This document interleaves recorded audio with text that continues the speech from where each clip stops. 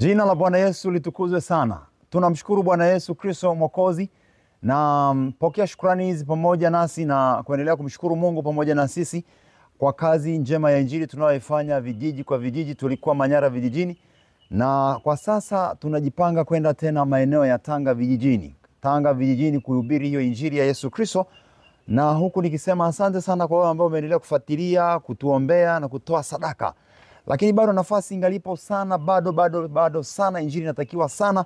Maeneo ni makubwa, ni mengi ambayo tunatakiwa tuende, na kwa kweli gharama pia ni kubwa zinazotakiwa. Basi na kuomba endelea kushirikia pamoja nasi kwa kazi njema ya Injili ya Bwana Yesu ili ikafanyike.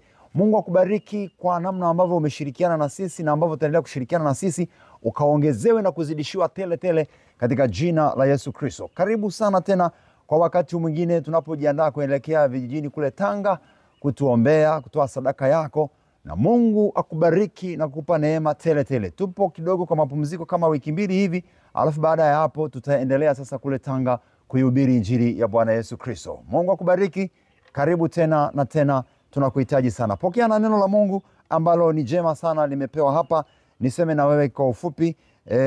Wakorintho wa kwanza sura ile ya 4 mstari wa kwanza. Wakorintho wa kwanza 4:1, mtu na tuhesabu hivi kuwa tu watumishi wa Kristo na mawakili wa siri za Mungu. Hapo tena inayohitajiwa katika mawakili ndiyo mtu aonekane kuwa mwaminifu. Amina. Mtu na akakuhesabu hivi kwamba wewe ni mtumishi wa Bwana Yesu Kristo. Ukitembea pamoja nasi kwa sadaka, kwa maombi, mtumishi wa Bwana Yesu Kristo. Ukahesabiki katika hii dunia hivi ya kwamba wewe ni mtumishi wa Yesu unayetenda kazi ya Yesu. Mungu akubariki, akupe neema tele. Karibu tena na tena. Tunahitaji sana ushirikiano wako, ukaribu wako pamoja nasi, kazi ya Yesu iende. Inakuhitaji wewe na mimi, kazi ya Mungu iweze kufanikiwa. Mungu akubariki. Na namba ya sadaka ambayo unaweza kutumia au mawasiliano pamoja na mimi ni 0787 62 75 91. Hiyo ni Airtel. Nairudia tena ni 0787 62 75 91. Na namba ya Vodacom ni 0762 282 439. Hiyo ni Vodacom.